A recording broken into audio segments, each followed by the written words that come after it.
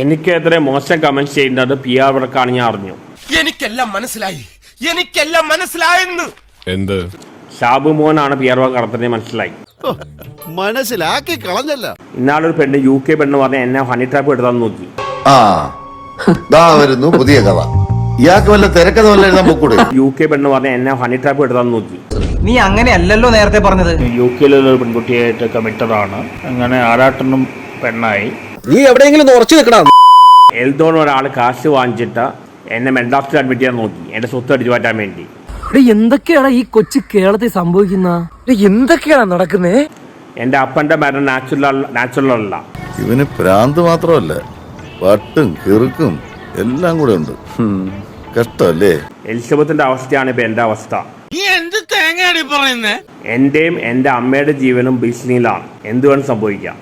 എനിക്ക് പേടിയാവുന്നളിയാ. എനിക്ക് നാട്ടിൽ നിൽക്കാൻ തന്നെ പേടിയാവുന്നു.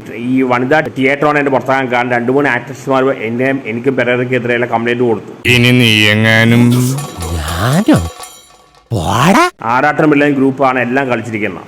ഈ ട്രാൻസ്ജെൻഡർ കേസ് ട്രാപ്പാണ്. ഒന്ന് ഓഫ് ചെയ്യുമോ? ചുമ്മാ വഷളത്തരങ്ങൾ കേട്ടോണ്ടിരിക്കുന്നു.